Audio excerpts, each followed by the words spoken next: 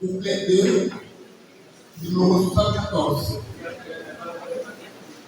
Voix dans mon cœur, numéro 114, couplet 2.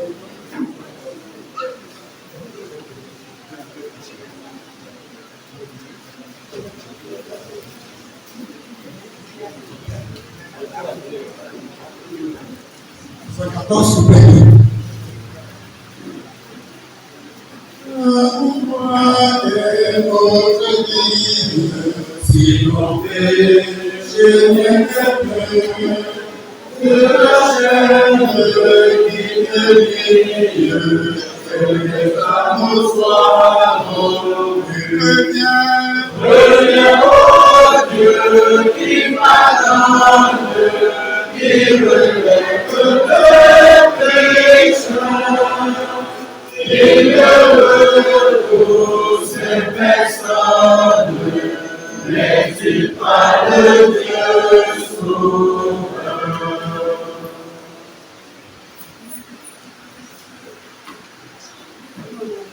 Alors nous passons maintenant au point suivant. L'homme est coupable devant Dieu et incapable de s'approcher de Dieu par ses propres œuvres.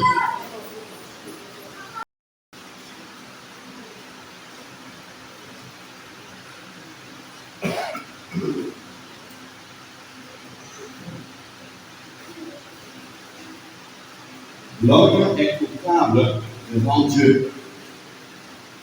Alors, la question se pose, si un juge te prononce coupable, n'est-ce pas, au tribunal, il va toujours te dire que tu es coupable de quoi?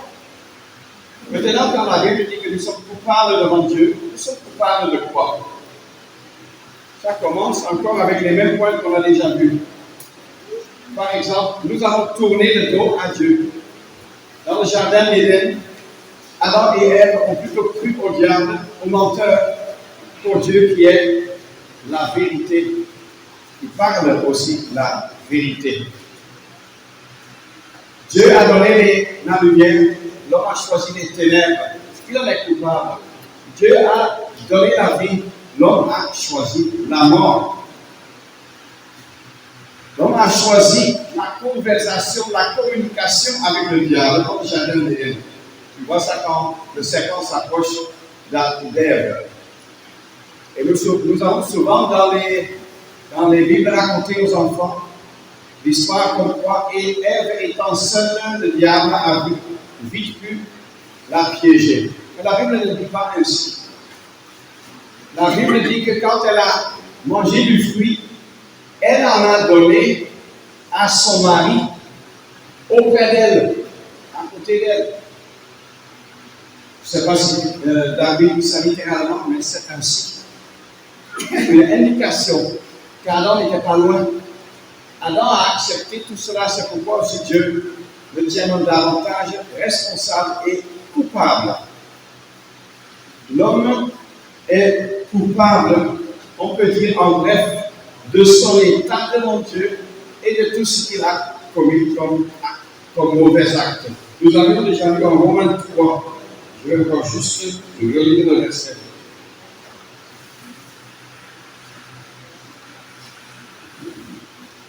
Juste le verset 19, deuxième partie. Afin que toute bouche soit fermée et que tout le monde soit coupable devant Dieu. Pourquoi la parole de Dieu est-elle ici détaillée en Romains 3 et autres passages que nous avons lus? Pour que personne ne s'imagine que cette culpabilité est pour les autres, mais pas pour moi. C'est ainsi que souvent les gens dans les religions raisonnent, se comparant à d'autres. Adam même a déjà fait ça. La femme que tu m'as donnée, se comparant à d'autres pour s'en sortir mieux. Eh bien, il faut combien de meurtres pour devenir un meurtrier? Un seul. Quand maintenant quelqu'un qui a commis un meurtre est devant le juge, est-ce qu'il peut s'excuser parce que récemment il a entendu qu'il y a quelqu'un qui a tué 150 personnes? Est-ce que le juge va dans ce cas dire déjà sur cette terre, dans ce cas, vous n'êtes pas meurtrier, partez. Non. La comparaison avec d'autres ne sert à rien même devant les tribunaux sur la terre, et encore moins devant Dieu.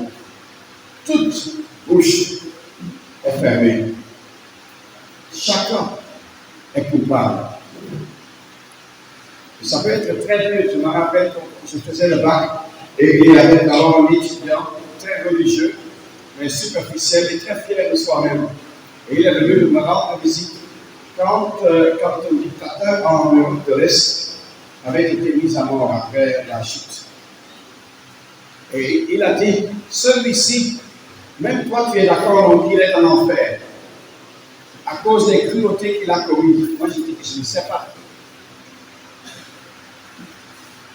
Il dit, comment tu peux dire ça? Est-ce que tu ne sais pas? Tu n'as pas suivi les nouvelles. Il était très méchant, il a tué des milliers de personnes. Moi j'ai dit que s'il s'est repenti, je le retrouverai au ciel. Ah non, ce n'est pas comme ça. Si Dieu est juste, il doit envoyer un meurtrier en enfer. Je dis que non. Il envoie les pécheurs non repentants en enfer. Oui, mais attends, si tel est sauvé selon toi, tu es quand même d'accord que moi, de toute façon, je n'ai pas de problème. Je n'ai même pas commis un seul meurtre. Et tu vois comment les gens se blanchissent. Ils se blanchissent même avec l'argent. Quand il faut qu'une nouvelle chapelle ou cathédrale soit construite, alors on donne quelques millions de plus que les autres. Pour que tout le monde sache combien on est pieux et qu'en plus, on est encore posé à l'acte. Ce qui veut dire que le Dieu qu'on sert est un Dieu corruptible par l'argent. La question n'est pas quelle sorte de péché et combien de péchés on a commis, surtout pas combien on en a commis comparé à d'autres autour de moi, mais la question est, chacun est coupable, chacun a commis des péchés, qu'est-ce qu'on en a fait? Dieu a fermé la bouche, selon Romains 3, à tous, c'est-à-dire à tout raisonnement de tout un chacun qui veut se blanchir de sa culpabilité par ses propres vaines paroles ou par ses propres actes religieux. Quand on parle donc de la culpabilité, je pensais aussi à Lévitique 4 et 5. Nous pouvons lire quelques versets là-dedans. Bien sûr, c'est dans l'Ancien Testament, mais cela nous donne quelques instructions. Et ça donne une illustration de la vérité que nous méditons ce jour-ci.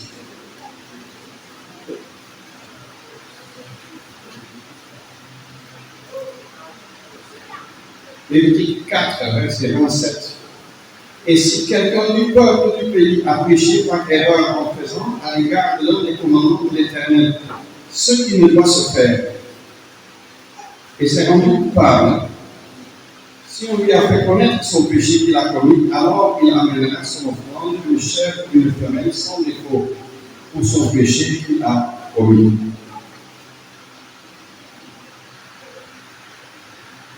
Verset 35 à la fin. Et le sacrificateur fera propitiation pour lui pour son péché qu'il a commis, et il sera pardonné. Et si quelqu'un, donc chapitre 5, verset 1er, si quelqu'un a péché en ce étant témoin et ayant entendu la voix d'abjuration, ayant vu poursuivre, il ne déclare pas la chose, alors il portera son iniquité. Et si quelqu'un a touché une chose impure quelconque, soit le corps mort d'une bête sauvage impure, ou le corps mort d'une bête domestique impure, ou le corps mort d'un reptile impur, et que cela lui soit resté caché, alors il est impur et coupable. Ou s'il a touché l'impureté de l'homme, quelle que soit son impureté par laquelle il sera impur, et que cela lui soit resté caché, quand il le sait, alors il est coupable. Ou si quelqu'un parlant légèrement sévère a juré de faire du mal, selon tout ce que l'on peut faire légèrement en jurant, et que cela lui soit resté caché, quand il le sait, alors il est coupable et en l'un de ces points-là.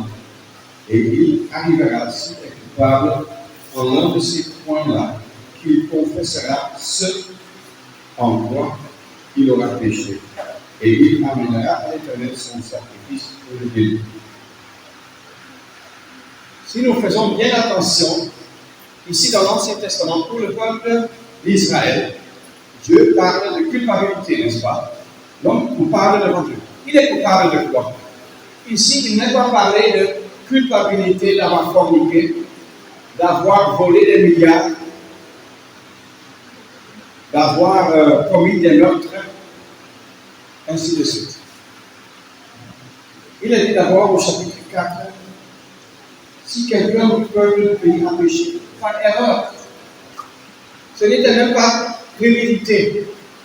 Qui de nous peut se lever pour dire que non, moi je n'ai jamais commis une telle chose. Je crois que chacun de nous doit dire, j'en ai commis maintes fois. Je n'avais pas prévu pécher, mais cela m'est clairement arrivé. Dans le chapitre 5, ce n'est pas lui-même qui, par accident ou par erreur, a commis quelque chose, mais il a entendu une chose impure, une chose légèrement dite, une chose qui déshonore Dieu. Qui de nous peut se lever pour dire que je n'ai jamais entendu de telles choses? Ça nous arrive malheureusement à nous tous. Qui de nous peut dire que je n'ai jamais touché à de l'impureté? Ici, c'est un langage illustratif. Ça ne veut pas dire que tu touches littéralement ce qui te rend malade sur le plan de la santé. Là aussi, c'est à éviter, mais c'est autre chose. Ici, ça parle de choses avec lesquelles nous venons en contact. Je prends cet exemple-ci. Il y a de la corruption dans l'entreprise où tu es. Tu ne témoignes pas, tu ne prends pas clairement position. Tu te laisses emballer là-dedans. De la musique impure que tu écoutes. Quelle musique est impure? Toute musique du monde. Et rappelle-toi bien qu'il y a de la musique chrétienne, dite chrétienne, qui est impure.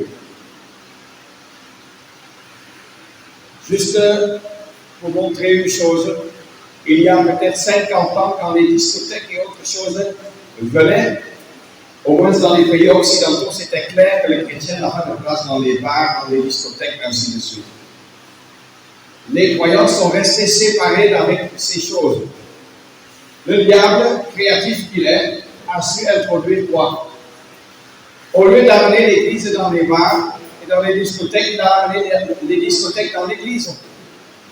Et de nos jours, avec la musique mondaine, mais quelques alléluia dans les paroles, et déjà c'est sanctifié, non, c'est toujours souillant. Fais attention à ce que tu écoutes. Ceux qui ont inventé cette musique étaient liés au diable et aux démons dans tous les pays dans le monde entier. Et il y a eu plusieurs grands artistes qui ont dit que nous allons gagner l'Église par cette musique. Et ils ont réussi. De sorte que de nos jours, tu n'entends pas de différence entre la question: est-ce que tu passes devant la discothèque ou tu passes devant l'église? Quel film? Si on te plaçait dans la chambre avec un couple qui sont en train de commettre adultère, tu serais à l'aise? Certainement, tout le monde dit non. Le diable a trouvé une solution. Bon, je ne mets pas mon portable avec. YouTube. Sur l'Internet, tu trouves tout ce que le monde a à offrir comme souillure et à portée de main. Et il y en a déjà des milliers de chrétiens, de rachetés qui sont tombés dans le péché, se souillant. Ils n'ont pas commis l'adultère. Mais quand le film qui commençait d'abord avec autre chose est arrivé à une scène malsaine, impure, on n'a pas arrêté. On a continué, on s'est souillé. Donc, il y a des implications là-dedans. Nous sommes alors souillés par le contact avec la mort. Restons vigilants. La Bible parle ici même de culpabilité quand nous proférons des paroles légèrement. Bon, quand ça dit, quand il a juré de faire du mal, là on comprend. Jurer, dire très formellement que je vais faire telle mauvaise chose, là c'est clair. Ça me rend coupable. Mais ici, ça dit aussi, en jurant de faire du bien. En jurant de faire du bien et en ne pas le faisant. En promettant des choses et en ne pas les faisant. Ainsi de suite. Nous nous rendons coupables devant Dieu. Parce que c'est lui qui nous a donné la bouche là.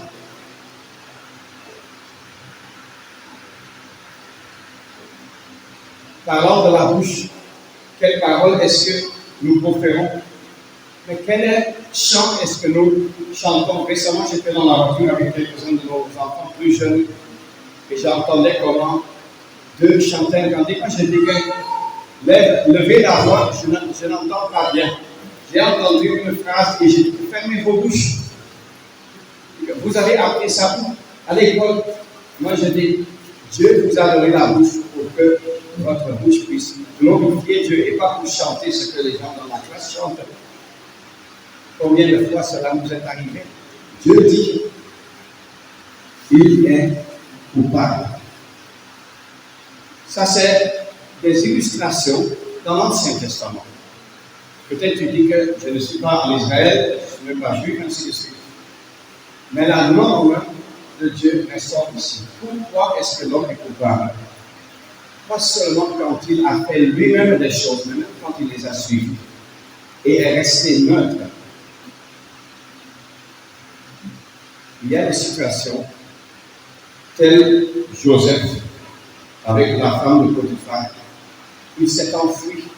C'était du courage. Mais il y a d'autres situations où il faut montrer la couleur de son drapeau en étant clair pour le Seigneur. Et si on ne l'est pas, ce passage me montre que je me rends coupable devant Dieu.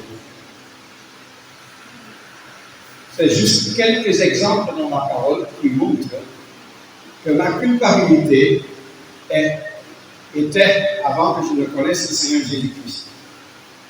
Je ne sais pas si je dois dire des milliers de fois, c'est même trop peu. Inimaginablement plus grande que je ne pouvais jamais m'imaginer ou penser. Et ça, c'est valable pour chacun ici présent. Nous ne pouvons même jamais mesurer l'étendue de notre culpabilité.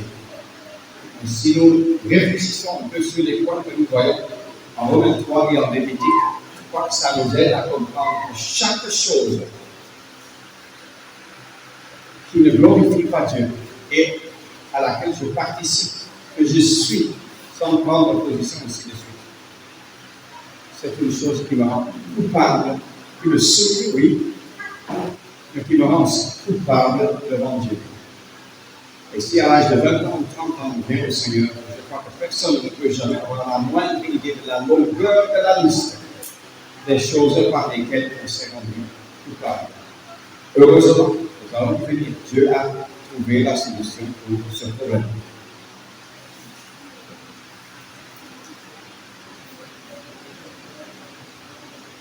Lorsque nous avons lu en Genèse, on a un peu laissé plus bas où Dieu fait d'abord le constat de l'extrême méchanceté et de la méchanceté continuelle de l'homme naturel, mais il déclare en bas un jugement. Dieu dit, j'exterminerai la face de la terre l'homme que j'ai créé. C'est l'expression de la conséquence directe de ce que l'homme est et a fait. C'est la colère de Dieu qui s'exerce. C'est une image de la grande et finale colère de Dieu. Donc, d'après ce que nous avons vu au point précédent, l'homme naturel devant Dieu, la conséquence immédiate de ce point, c'est la colère. Et nous avons lu à ce sujet que l'homme était par nature enfant de colère. Ceux qui aujourd'hui sont enfants de Dieu, à leur sujet, il est dit, nous étions par nature des enfants de colère.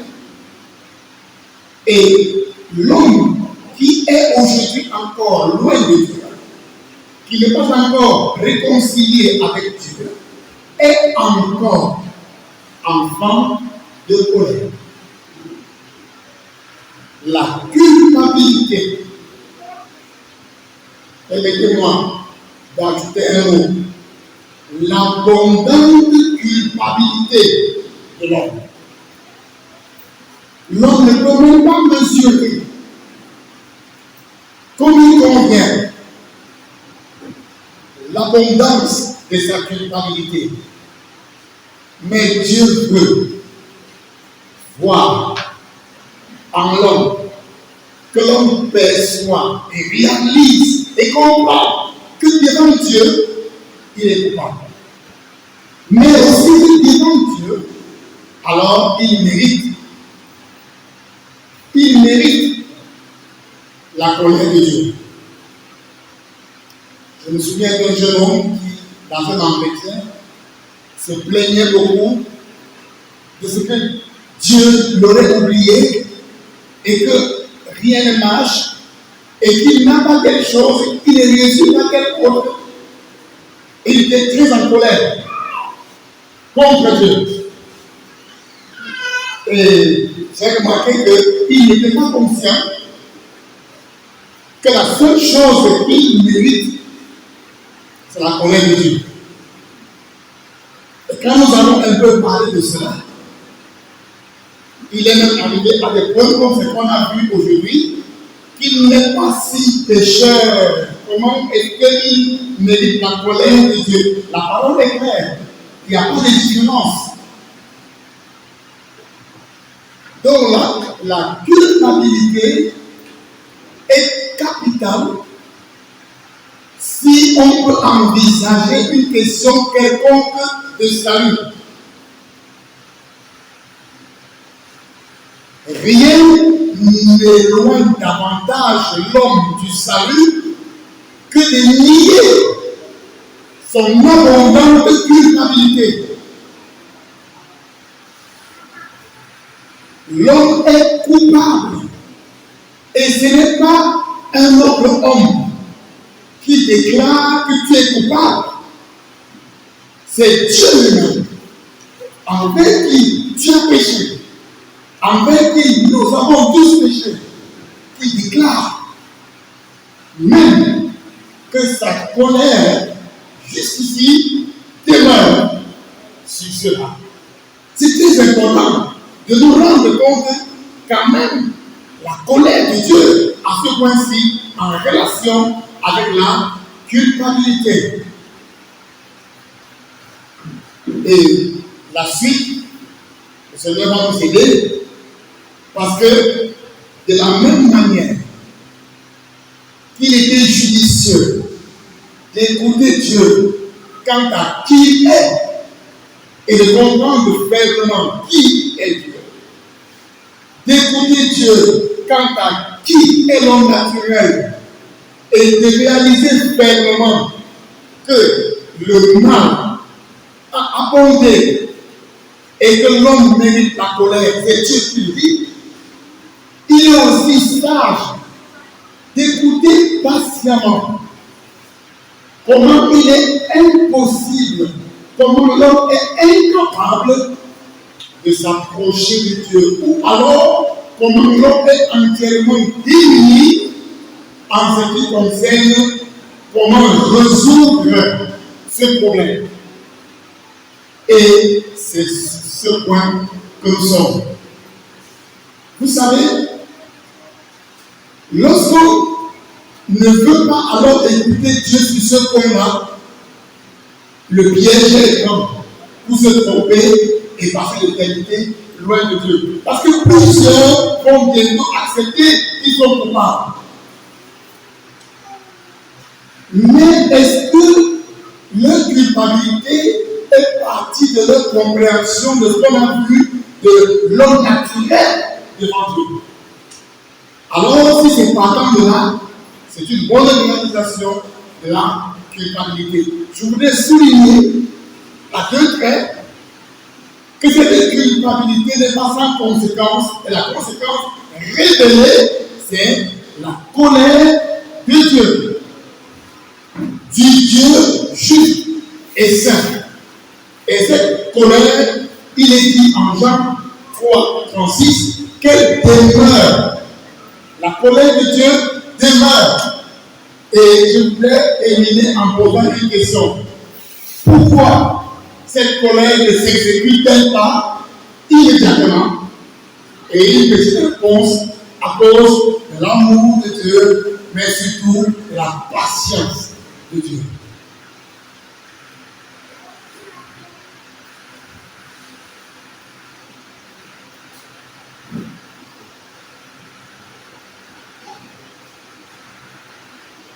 Dieu est patient, et quand sa colère demeure sur l'homme qui n'est pas repentant, l'homme qui n'a pas discerné son amour et qui n'a pas laissé que Dieu le réconcilie à lui. Nous avons entendu l'homme mérite sa colère. Mais justement, ce passage de Romains chapitre 2, qui parle de la patience de Dieu. Romains chapitre 2, je lis à partir du verset 4.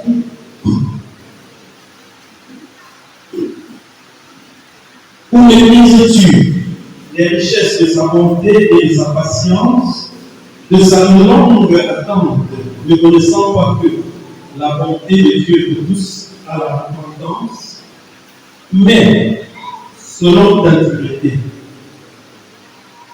et selon ton cœur sans repentance, tu amasses pour toi-même la colère dans le jour de la colère et de la révélation du juste jugement de Dieu qui rendra à chacun selon ses œuvres. Par ses œuvres, l'homme amasse la colère de Dieu. Plusieurs ici ont été exposés à cette doctrine très dangereuse que le problème de l'homme, c'est Adam. Adam a péché et il a été corrompu, le péché entré, et nous sommes tous nés de lui. Adam était mort, nous sommes tous nés morts. Tout ça c'est vrai. Mais maintenant, la colère de Dieu est simplement sur la nature de Adam que nous avons. Et plusieurs, en développant cette façon de faire, pêchent parce qu'ils s'éloignent davantage de la pensée de Dieu. Par tes œuvres, par mes œuvres, nous n'avons pas la même culpabilité. Permettez que je dise aussi, nous n'avons pas le même degré de culpabilité. Chacun amasse par ses œuvres une quantité de colère. C'est très sérieux. Nous généralisons souvent les choses. Dieu, il est bon, c'est notre Dieu, le Seigneur de Dieu mort sur la croix pour nous. Oui, l'homme est mort, l'homme est coupable devant Dieu. Oui, l'homme est coupable devant Dieu. Mais nous n'avons pas la même culpabilité. Nous n'avons pas péché de la même façon. Je n'ai pas amassé la même quantité de culpabilité que les autres. Et ça devient sérieux parce que c'est un problème personnel. C'est vrai que plus tard, quand le frère s'est exprimé ici en disant au moment où on rencontre le Seigneur, c'est d'abord beaucoup plus occupé par les choses qu'on a faites. C'est avec le temps qu'on comprend même que ces choses venaient de la nature. Mais il y a cette doctrine qui ne parle que de la nature et qui tend à minimiser ce qu'on fait. Comme s'il fallait faire de Dieu un ministre du péché. Comme si Dieu pouvait simplement dire Christ est mort pour vous. Et si quelqu'un a été exposé à un enseignement, je ne sais pas de combien d'heures, et qu'il a compris que le problème c'est Adam, et que le Seigneur Jésus a résolu le problème de Adam, celui-là a réalisé un salut qui lui permet de continuer à amasser la colère de Dieu par les œuvres qu'il fait. Combien cette doctrine est dangereuse. Et c'est ce qui est de plus en plus enseigné aujourd'hui. Voulant transformer la grâce de Dieu en dissolution. Connaître les choses sur Dieu intellectuellement et sur le Seigneur Jésus sur son œuvre sans avoir une relation personnelle avec Dieu. Sans que la vie de Christ nous se manifeste en nous. Finalement, on est sauvé de quoi? On est sauvé de quoi? Puisqu'en réalité, le problème, ce sont nos actes. Et la source de nos actes, c'est la nature. C'est là. La colère de Dieu. Et même quand nous lisons dans Apocalypse 20, au grand homme, chacun sera jugé selon ses œuvres. Pas d'abord selon sa nature. Attention. Et nous avons compris que la grâce de Dieu résout les deux problèmes. Le problème des œuvres que nous avons commis, que nous avons aussi le problème de la nature. Parce que si c'était seulement le problème des œuvres, ce serait un salut imparfait. Mais ne minimisons pas le fait que la colère de Dieu n'est pas seulement sur la nature, mais dans ce contexte, nous disons bien chacun qui ne se repent pas, qui ne change pas d'attitude envers Dieu, qui ne comprend pas jusqu'à quel point le péché offense Dieu. Et le péché active la colère de Dieu. Quel que soit le type de péché, comme nous avons aussi considéré, le péché est mauvais. C'est la chose la plus laide, la plus mauvaise qui puisse exister. C'est la chose qui devait le plus nous faire trembler, nous faire pleurer et nous faire sentir que nous avons besoin du médecin. Du divin médecin, du sauveur. Qu'est-ce que tu fais de tes pensées, de tes actes, de tes paroles? Ou est-ce que tu regardes seulement à un certain Adam qui a sa culpabilité devant Dieu? Dieu sait comment il a réglé cela avec lui. Mais toi, occupe-toi de toi-même. Occupons-nous de nous-mêmes. Où en sommes-nous quand nous regardons tout ce que nous avons fait jusqu'à maintenant?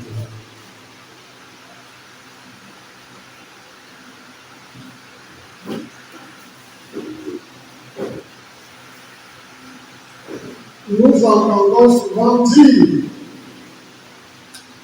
je ne fais pas comme celui-ci, je suis meilleur que lui. Je ne fais pas ceci, je ne fais pas cela. C'est ce que nous entendons souvent dire. Alors que, comme nous venons de lire, l'homme est coupable. La culpabilité dans les Juifs, tant de ceux qui jugent les autres, comme les Juifs eux-mêmes avec la loi, tous sont coupables. Et la même par la loi de Dieu. Alors, dans cette situation, plusieurs centaines de morts, les propres Juifs de notre temps. Et nous pouvons lire dans Luc 18, à partir du verset 9. C'est une illustration claire et nette que nous pouvons faire dans cette situation. Il a écrit, et il dit aussi cette parabole à quelques-uns qui se confient en eux-mêmes, comme si nous étions justes et qui tenait le reste des hommes pour bien. Deux hommes montaient au temple pour prier, un pharisien ou un publicain. Le pharisien se tenant à l'écart priait en lui-même en ces termes: ô Dieu, je te rends grâce de ce que je ne suis pas comme le reste des hommes, qui sont ravisseurs et justes adultères, ou même comme ce publicain. Je jeûne 2 fois la semaine, je donne la dîme de tout ce que je possède. Et le publicain se tenant loin ne voulait même pas lever les yeux vers le ciel, mais se frappait la poitrine disant: ô Dieu, sois apaisé envers moi, pécheur. Je vous dis, au verset 14, que celui-ci descendit en sa maison justifiée plutôt que l'autre, car quiconque se lève sera abaissé, et celui qui s'abaisse sera élevé. C'est une illustration claire. Ce n'est pas ce que nous faisons qui nous recommande à Dieu. C'est sa grâce au Père. Et nous lisons aussi dans Jacques 2, au verset 10, il est dit: car quiconque gardera toute la loi et croyera en un seul point est coupable sur tous. Est coupable sur tous. Autant qu'on a pu observer la loi, tous sont coupables. C'est là la position de l'homme, et dans cette situation, il ne peut le faire par lui-même. Lorsque nous étions sans force, Christ est mort pour nous.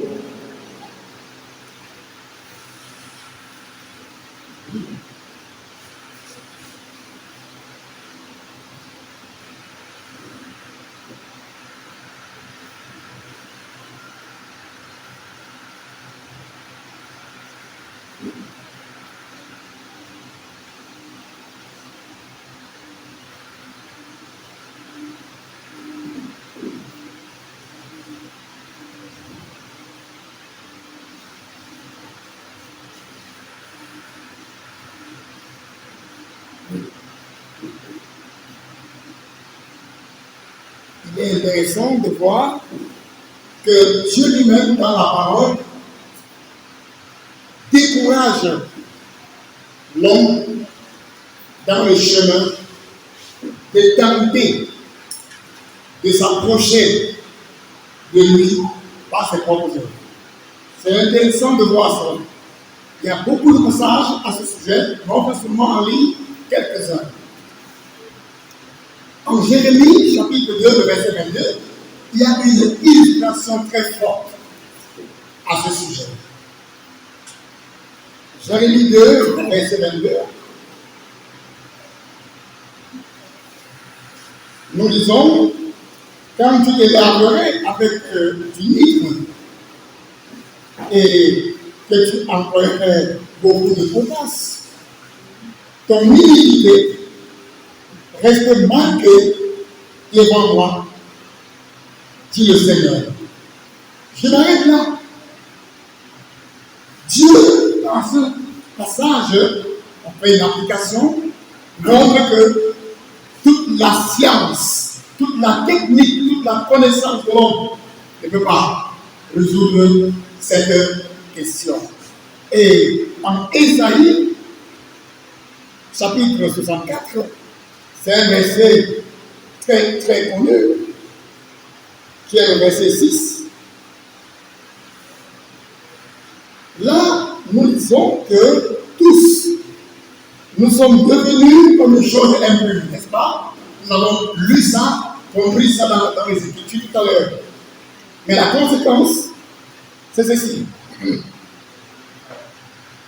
sommes devenus comme une chose impure, et toutes nos justices comme un vêtement souillé. J'ai dû, dans le passé, lire ceci plusieurs fois parce que je voulais y voir toutes nos injustices comme un vêtement souillé. Toutes nos justices comme un vêtement souillé. Je pense que ce passage montre très clairement l'homme ne peut pas s'approcher de Dieu par sa propre justice qui, en réalité, est un vêtement souillé. Et dans le psaume 49, nous avons alors là Dieu décourage avec une indiscutable clarté. Et lisons plutôt dans le psaume 49, nous lisons au niveau du verset 7 et 8, des versets 7 et 8, un homme ne pourra en aucune manière racheter son frère, ni donner à Dieu sa rançon. Maintenant, découragement total, car précieux est le rachat de leur âme, et il faut qu'il y renonce à jamais. C'est un conseil d'amour. Dieu, avant, montre déjà à l'homme, ne passe pas par ce chemin-là, tu n'arriveras pas. Et nous allons voir qu'il y a des chemins comme ça, qui sont les mêmes, mais raffinés par la religion. Ça ne change rien. Rien ne va venir de l'homme. Et à ce sujet, le Seigneur a dit clairement à la question de ses disciples, savoir qui peut être sauvé. Marc 10, il répond clairement, pour les hommes, cela est impossible. Donc, l'homme est coupable et incapable de s'approcher de Dieu par ses propres œuvres, incapable de trouver par lui-même la solution. Et Dieu, dans la parole, décourage l'homme par amour. Il veut dire en fait, ne perds pas le temps. J'ai pour toi un meilleur chemin.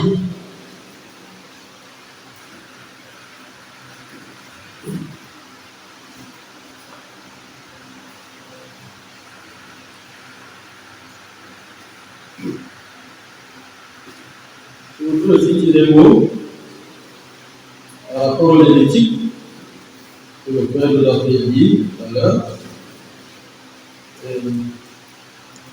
Cela concerne les enseignants, les enseignés. Je voudrais lire verset du chapitre de Lévitique, chapitre 5, verset 5 aussi. Il arrivera, s'il est coupable en l'un de ces points-là, qu'il confessera en quoi il aura péché.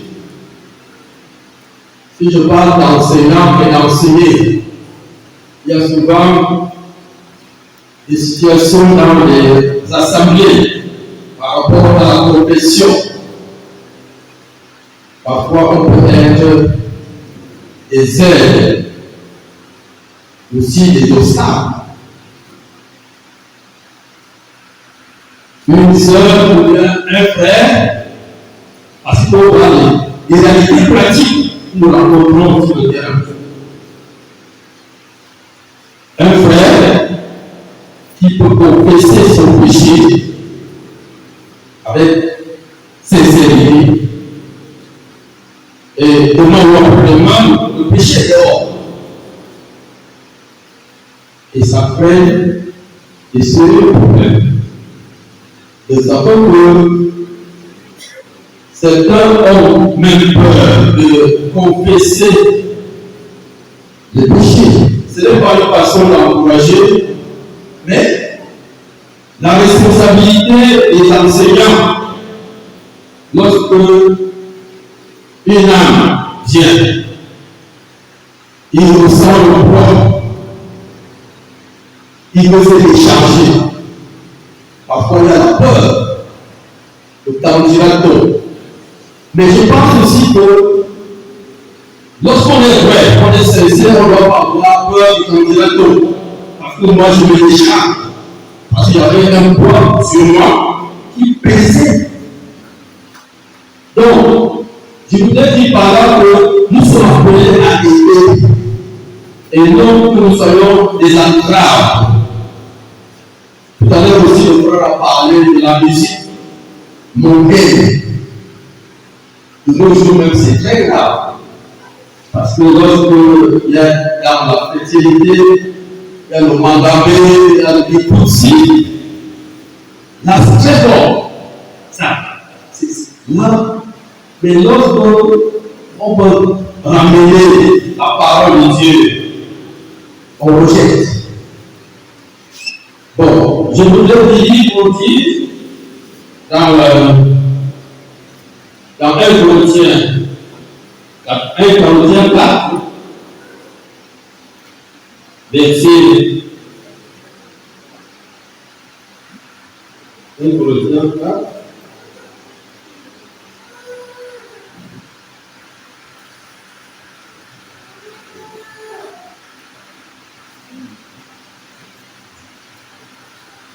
Voilà, 1 Corinthiens 4, verset 5.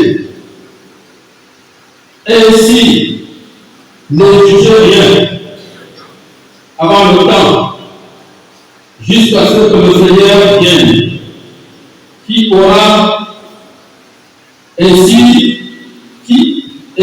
mettra en lumière les choses cachées des ténèbres, et qui manifestera les conseils des cœurs, et alors chacun recevra sa louange de la part de Dieu.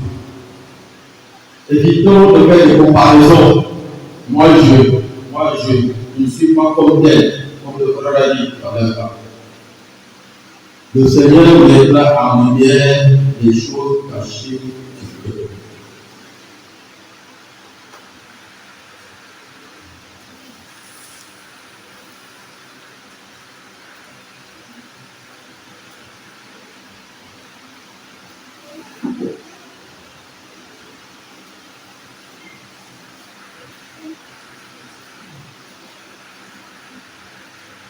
Pourquoi est-ce que Dieu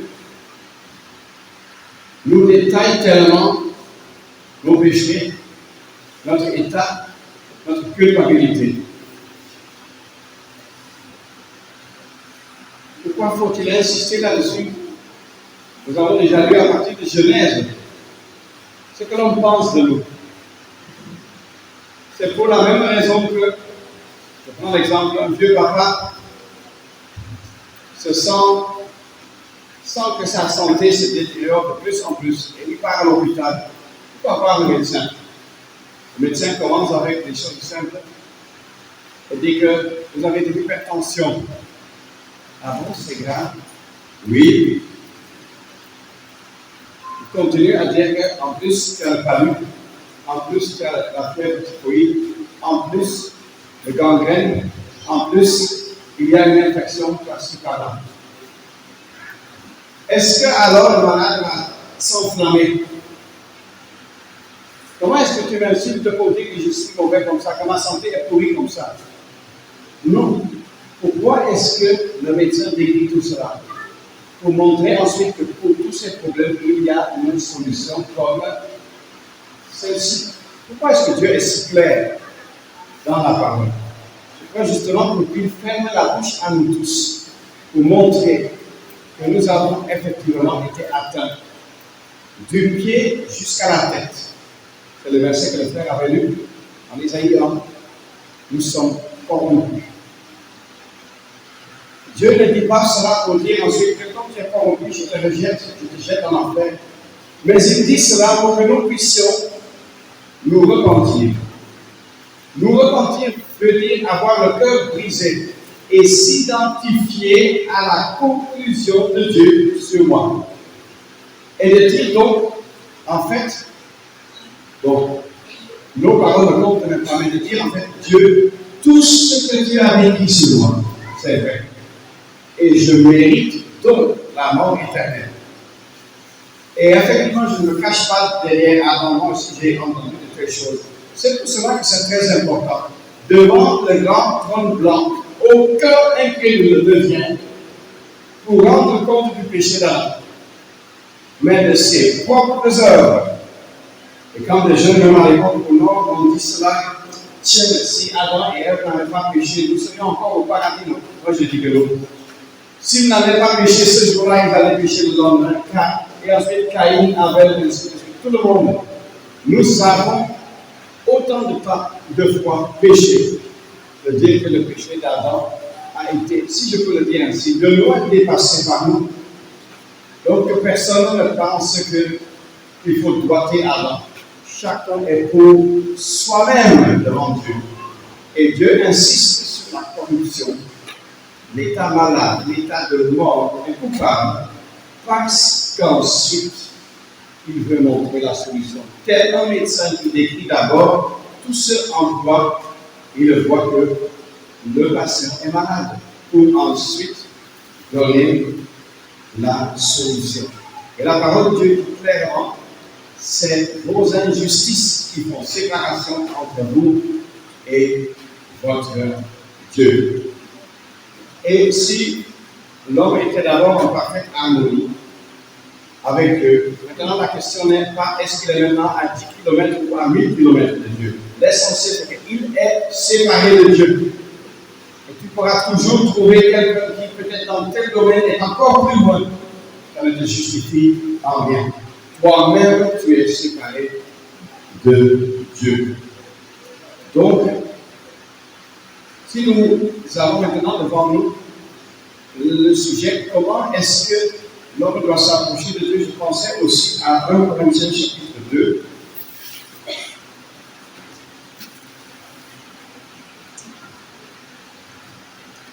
Comment l'homme, est-ce que l'homme naturel peut s'approcher de Dieu?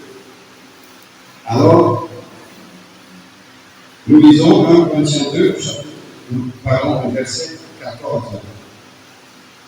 Or, l'homme animal ne reçoit pas les choses qui sont de l'Esprit de Dieu, car elles lui sont folles, et il ne peut les connaître, parce qu'elles se discernent spirituellement.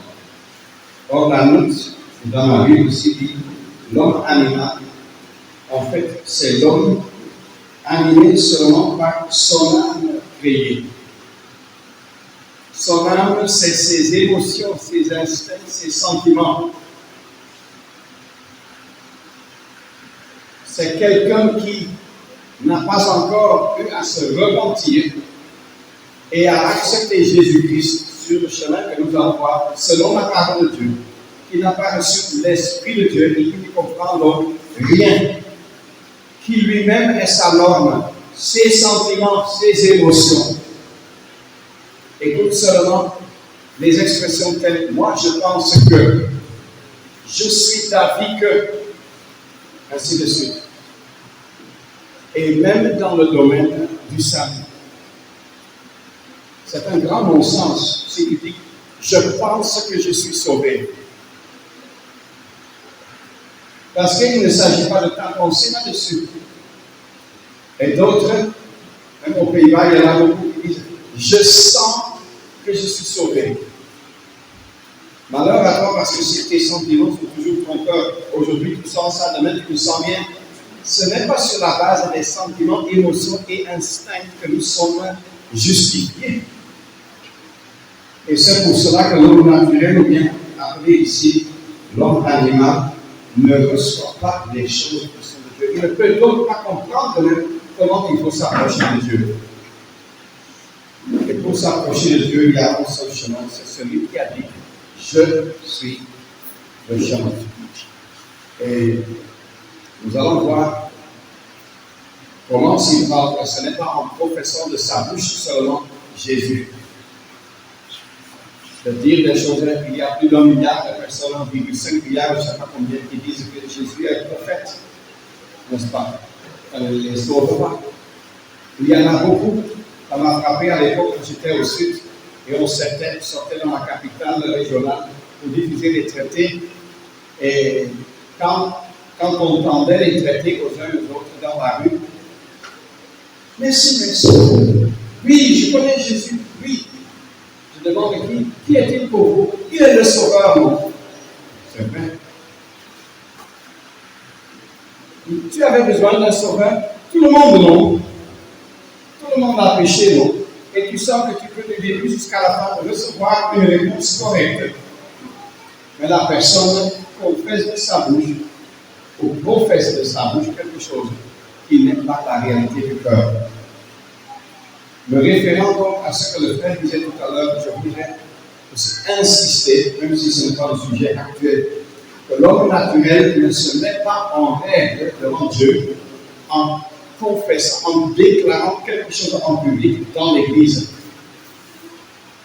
Donc, celui qui est perdu règle cela avec son Dieu par le seul médiateur qui existe, qui est Jésus-Christ.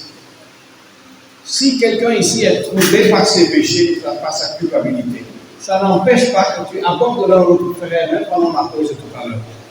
Mais lui, il ne deviendra pas ton médiateur. Et ce n'est pas parce que tu as parlé avec ton frère, ou parce que tu as parlé en église, dans la salle, ou je ne sais pas où, où l'assemblée se trouve, que tes péchés seront pardonnés. Rappelons-nous même, la repentance, la confession des péchés et la conversion ne sont pas des choses faites par les hommes ou sanctionnées par les hommes. Et rappelons-nous que dans la parole, si je me rappelle bien, il y a 8 personnes qui ont dit « j'ai péché ». Donc, une fois, le fils prodigue, qui est donc dans une parabole.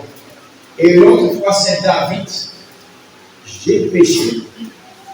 Mais les autres fois, le pharaon, Balaam, le roi Saül, Judas, ils ont dit « j'ai péché ».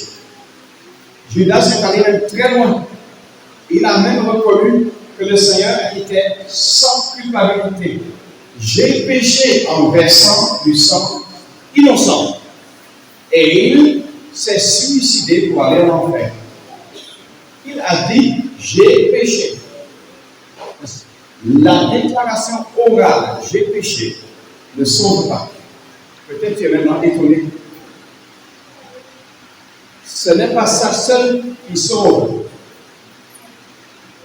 Je répète, ni le pharaon, ni Balaam, ni le roi Saül, ni Judas n'ont été sauvés pour l'éternité.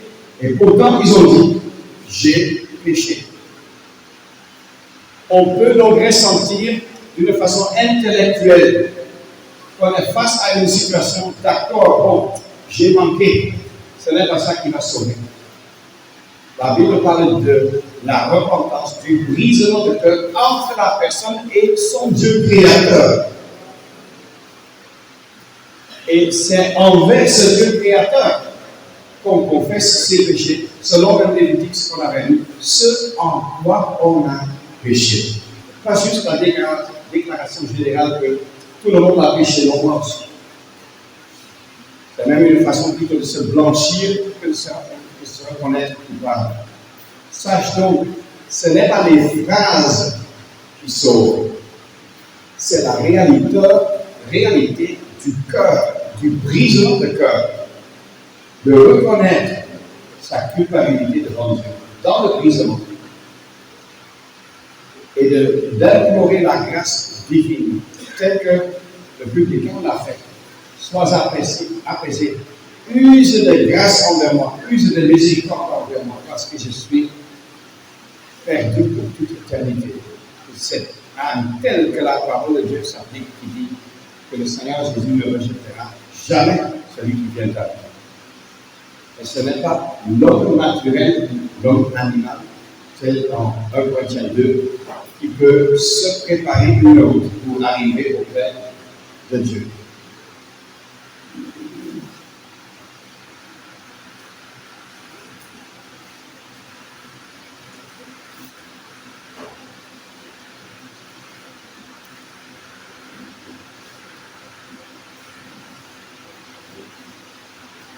Seigneur Jésus ne rejette personne qui vient à lui. Mais lui-même a déclaré ceci dans l'évangile de Jean, chapitre 6.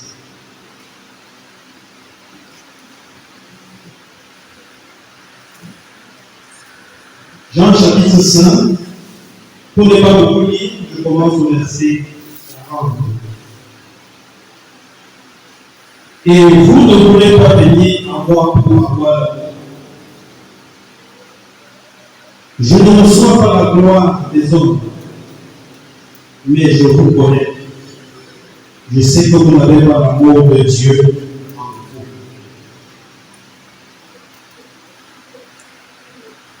Pourquoi est-ce qu'on a toujours tendance à se justifier par rapport aux autres? Un conseil, prenons souvent le temps d'oublier que les autres existent et plaçons-nous devant notre Créateur. Nous verrons beaucoup plus clair les choses. Le Seigneur Jésus sur cette terre ne vivait pas par rapport aux autres. Mais nous, comment est-ce que nous vivons?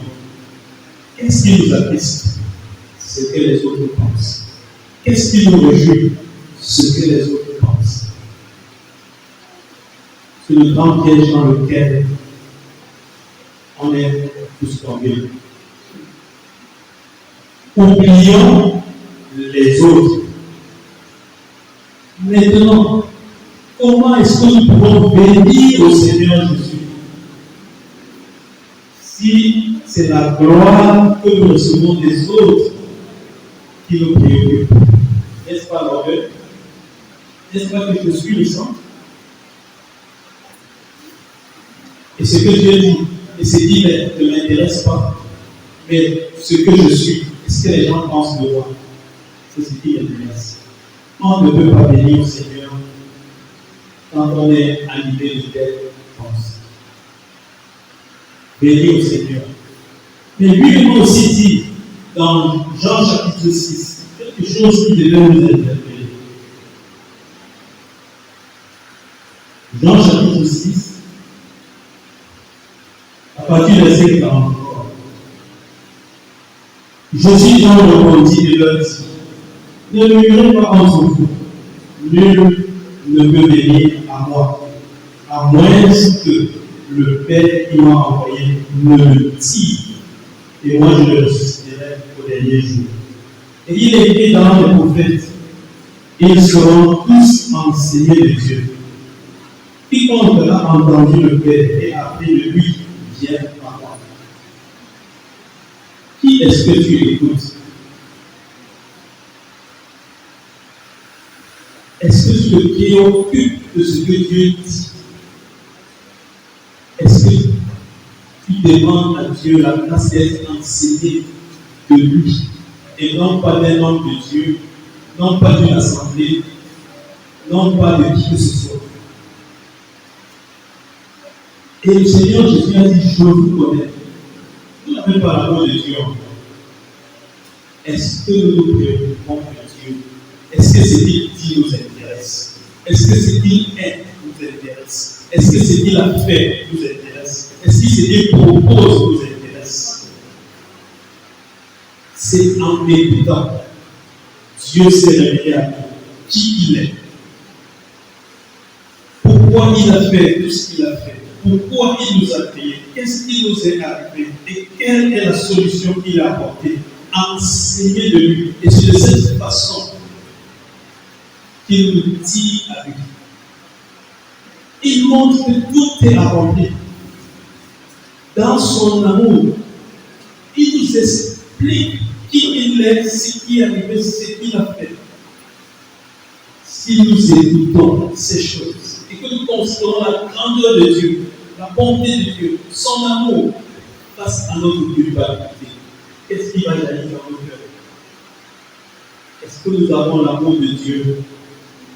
Est-ce que nous aimons Dieu? Non. Nous nous aimons. Nous aimons le roi et nous nous comparons aux autres. Et tant que ce sera ainsi, nous ne viendrons jamais au Seigneur. Nous aurons des grands enseignants, nous serons des grands prédicateurs, des grands enseignants. Et quand nous serons tombés dans le péché, nous allons le dissimuler. Et si c'est découvert, nous allons chercher un ou deux frères bien considérés dans l'assemblée. Et nous allons leur confesser cela. Et puis, on va déclarer partout, j'ai confessé mon péché. Et je vais prendre parmi nous. Nous avons affaire à notre Dieu. Est-ce que nous avons l'amour de Dieu? Et nous ne pouvons l'aimer que si nous voyons jusqu'à quel point il nous aime. Et il a fait tout ce qu'il pouvait faire pour que son amour est libre pour nous. Chaque jour, à chaque instant, dans chaque circonstance de notre vie. Et surtout, pendant l'éternité, auprès de lui. Est-ce que nous avons l'amour de Dieu dans nos cœurs? Ce que Dieu veut, c'est cette vérité dans mon cœur et non pas ce que les autres pensent de moi.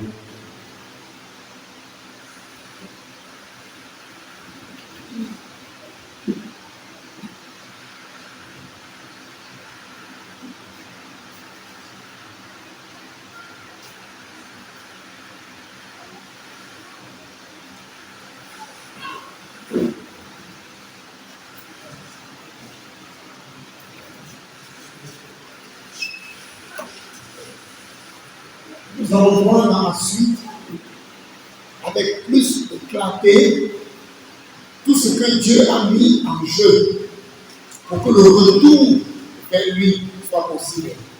Comment Dieu rend possible ce qui autrement aurait été éternellement impossible. Mais en ce point-ci, si nous gardons dans le cœur, l'homme naturel est coupable. Et il a péché contre Dieu. Et il est sous la colère de Dieu. Et il est incapable de résoudre cette situation. Là, nous sommes prêts à bien voir ensuite. Donc, regarde, avant la pause, l'homme naturel est coupable et incapable. Alors, il y a une pause de repas tout à l'heure, et après le repas, une pause de concertation et de communion et d'échange entre frères. La somme des deux, c'est une heure. La somme des deux, donc, c'est 2 heures. Donc, repas et repos. Que le Seigneur nous donne bon appétit et surtout tout repos.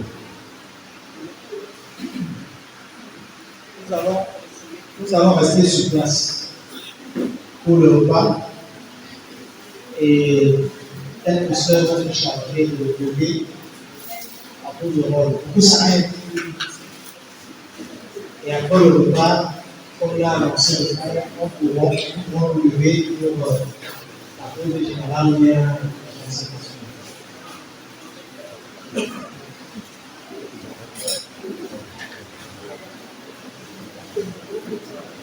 Nous allons prier pour la grâce.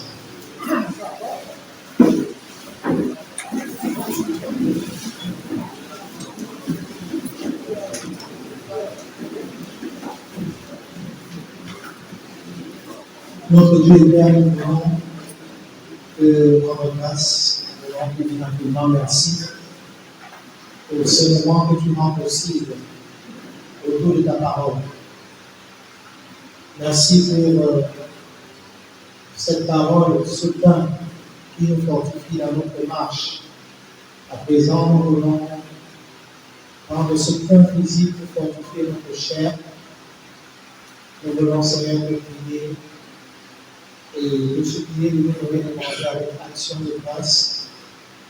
Et nous souvenons de tous ceux qui, dans le monde, sont dans le manquement. Merci, Seigneur, de toutes choses que tu fais. Amen.